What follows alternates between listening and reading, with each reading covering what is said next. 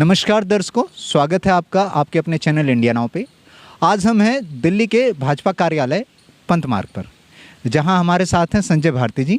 आइए आज हम उनसे बात करेंगे। उनकी एक नई किताब पब्लिश हुई जिसका नाम है पाप और प्रायश्चित। हाँ, ये वही किताब है जो इंसान को उससे रूबरू कराती है कि किस प्रकार से हम अपने जीवन में कमियां करते हैं और किस प्रकार से उनका पश्चाताप करते हैं, जीवन में किस प्रकार से हमें सीखना चाहिए। तो यह किताब जो भारती जी की, जिसे प्रभात प्रकाशन ने पब्लिश करा है, बहुत कुछ सिखाती है। आइए हम बात करते हैं संजय भारती जी से।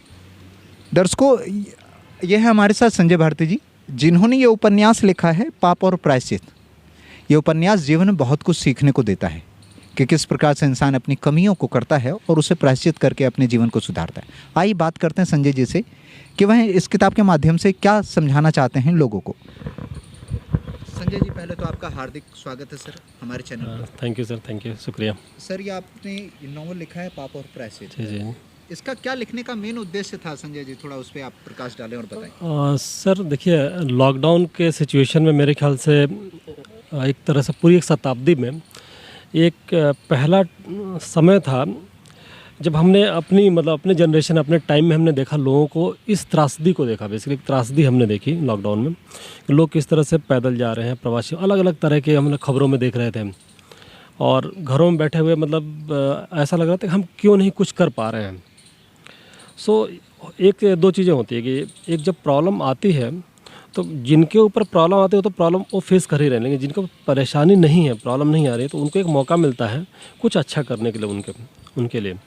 तो ये नावल बेसिकली है कि जो प्रवासी मजदूर जो चल रहे हैं उन्हीं को बेस बना के कहानी लिखी गई है कि भाई जिनके साथ परेशानी चल रही है, प्रॉब्लम हो तो अपनी जगह है, बट उन परेशानियों को कम करने के लिए जो घरों में बैठे थे, चाहे जिनके पास सुविधाएं थी, हाँ, उनके पास मौका था कि वो आके उनके लिए कुछ कर सकते थे।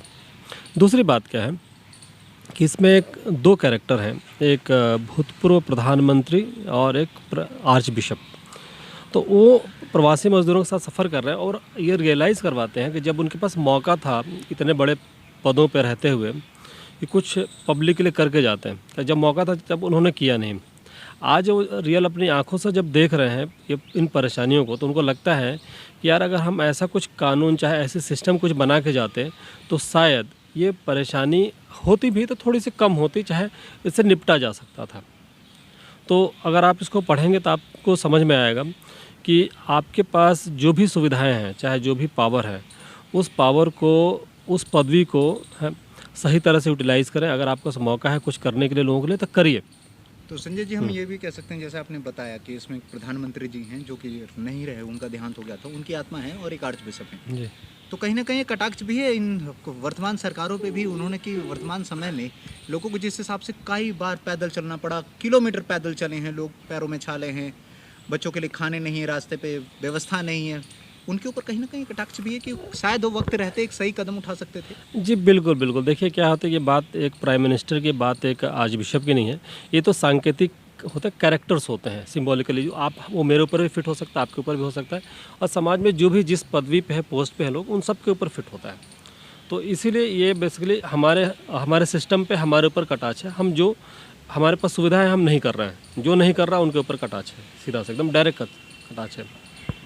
तो संजय जी, मैं ये जानना चाहूँगा, इस किताब के अंदर ये जो नावल आपने लिखी है, इसका मेन ऐसा उद्देश्य क्या है, अट्रैक्शन, जिससे कि सभी लोग इसे पढ़ें, इससे जुड़ें और चीज़ों को समझने की कोशिश करें। सर बेसिकली क्या है कि मैं किसी को ज्ञान नहीं दे रहा हूँ, बहुत क्लियर सी बात मैं अपने दर्शकों को बता देना चाह रहा हूँ। बेसिकली बहुत ही इंटरटेनिंग बुक है। अगर आप पढ़ेंगे तो इसमें भावनाएं हैं, रियल सिचुएशन है जो आप लोगों ने लॉकडाउन के समय महसूस किया। एक कहानी है, लव स्टोरी है, तो सबसे बड़ी बात कि आप इसमें बोर नहीं होंगे। हाँ संजय जी, आपने बहुत अच्छा जिक्र करा, एक लव स्टोरी है। कई बार देखेंगे कि जो आपकी लव स्टोरी में एक मुस्लिम युवक है, एक हिंदू युवक है और एक मुस्लिम युवती है, जिनके बीच में प्रेम संबंध है। कई बार ये धार्मिक चीज़ों को कहीं ना कहीं होते हैं, क्योंकि लोग इस चीज़ को एक्सेप्ट करने को तैयार नहीं है समाज में। मैं बताना चाह रहा हूँ, देखिए क्या है ना कि प्यार जब मैच्योर हो जाता है, चाहे जब कमाने लगता है, तो वो प्यार नहीं होता है। जब अनमैच्योर होता है ना, तो ये कहानी एक अनमैच्योर लव की, लड़की 16 साल की है, लड़का 17 साल का है, नाबालिग है, और लड़की अपने परिवार के साथ सफ़र करके जा रही है और लड़के को बर्दाश्त नहीं होता है जब टीवी पे देखता है इतनी प्रवासी मजदूर परेशानी, तो लगता है यार वो कैसे चल रही होगी, तो वो भी उसके पीछे जाता है, पीछे पीछे चल देता है पैदल। हाँ, अब कहानी है कि वो अलग आगे चल रही है, ये पीछे से जा रहा है और नहीं पता कि वो कहाँ पे है और ये कहाँ पे है। कहीं ना कहीं ये स्टोरी एक दूसरे के दुख और दर्द को समझने की आत्मीयता की है कि स्टोरी है हाँ। कि हम एक दूसरे को समझें। बिल्कुल ये लव स्टोरी हमें पता है कि देखिए वो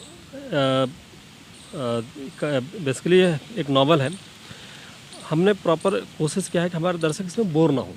सबसे बड़ी बात क्या है, आपको मज़ेदार कहानी मिलेगी, इंटरटेनमेंट मिलेगा, भावुकता मिलेगी और लॉकडाउन के समय आपने जो चीज़ें महसूस किया शायद वो सारी चीज़ें इसमें मौजूद हैं इस कहानी में। दूसरा क्या है कि आपको एहसास कराएगी कि आप जो कुछ भी कर रहे हैं, ठीक है, अगर आप उसको ईमानदारी से करेंगे तो शायद आप सिर्फ अपने लिए नहीं कर रहे हैं, आपसे जुड़े तमाम लोगों के लिए कर रहे हैं।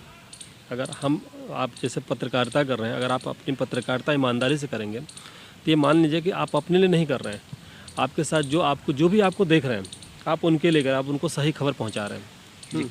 अगर मान लीजिए कि आपकी एक गलत खबर से 10 लोग भटक जाते हैं तो आप सोचिए कि आपका वही पाप है। जी करेक्ट। और उस पाप अगर ये भी है कि अगर आप पाप कर रहे हैं तो आप ये मत जानिए कि वो छूट गया, उसका प्रायश्चित भी किसी न किसी रूप में आपको करना पड़ेगा। सच सच। आप अभी करो चाहे जब करो, लेकिन करना पड़ेगा। तो ये हम पहले तो इस नॉवल के लिए आपको ढेर सारी बधाइयाँ देते हैं संजय जी, थैंक यू। और उम्मीद करते हैं कि लोग इससे ज़्यादा मात्रा में पढ़ें ताकि जो भाव हैं उन चीज़ों को समझ सकें। जी। और बेसिकली ये नावल 3 पार्ट में है। अभी पार्ट 1 लिखी गई है, पार्ट जो दूसरा है मैं लिख रहा हूँ, क्योंकि इसको पढ़ने के बाद बहुत सारे सवाल उभर के आएंगे लोगों के जहन में। जिन्होंने पढ़ा है उन्होंने मेरे से सवाल किया, तो खैर वैसे मैंने इसमें लिखा हुआ है कि भाई पार्ट 2 आएगी, तो पार्ट 2 आएगी, पार्ट 3 आएगा, तो पार्ट 3 में फाइनली समझ में आएगा कि एग्जैक्टली है क्या। ठीक। तो संजय जी आप जाते जाते लाइक हमारी जो दर्शक हैं और जो जनता है उनको क्या संदेश देना चाहिए? बस मैं यही कहूँगा कि आप लोग नावल को पढ़िए, एंजॉय करिए। एंजॉय के साथ साथ अगर आप कमेंट कर सकते हैं तो मुझे बहुत अच्छा लगेगा, कमेंट भी करिए ताकि मुझे भी समझ में आएगा कि मैं सही दिशा में जा रहा हूँ कि नहीं जा रहा हूँ। दूसरी बात क्या है कि आप पढ़ेंगे तो कहीं ना कहीं ये मतलब आपको महसूस होगा। लोगों को मैं समझता हूँ कि अगर इस किताब से जो मेरे दर्शक हैं 10% भी चाहे 2% भी लोगों को समझ में आता है कि नहीं यार हम जो कर रहे हैं उसको हम ईमानदारी से करें। अपना पार्ट जो है जो हमें मिला है इस दुनिया में, जैसे मैं एज ए राइटर काम कर रहा हूँ, तो मेरा जो पार्ट है मैं अपनी पार्ट को ईमानदारी से करूँ, बाकी रेस्ट ऑफ थिंग पता नहीं, जिसको जो मिला हो करे या नहीं करे वो। बट हम अपना तो काम, हम अपनी शुरुआत हम अपने से कम सही ढंग से शुरुआत करें। संजय जी जो आपका ये नावल है पाप और प्रायश्चित, लोग अगर खरीदना चाहें तो ये उन्हें कहाँ से उपलब्ध होगा और कहाँ से खरीद सकते हैं, आप इस विषय में जरूर बताएं। सर ये ऑनलाइन उपलब्ध है, अमेजोन पे, फ्लिपकार्ट पे, अमेजोन पे, और भी जितने भी बुक की साइटें हैं सब पे धीरे धीरे आ जाएंगी, क्योंकि अभी जस्ट 1 सप्ताह हुआ है इस बुक को रिलीज हुए। तो दर्शकों ये थे हमारे साथ संजय भारती जी, जिन्होंने अपनी किताब के बारे में बड़े खुल करके विचारों के रूप में बताया कि किस प्रकार से किताब आपको आपके जीवन में बहुत कुछ सीखने को प्रेरित करेगी। तो मैं यही विश्वास करता हूं और आप लोगों से अनुरोध करता हूं कि आप लोग इस किताब को एक बार ज़रूर पढ़ें।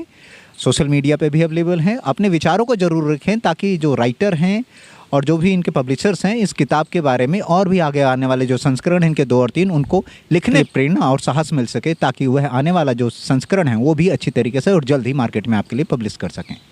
मैं वीरेंद्र प्रधान, वीडियो जर्नलिस्ट दीपक जी के साथ, इंडिया नाउ के लिए दिल्ली से।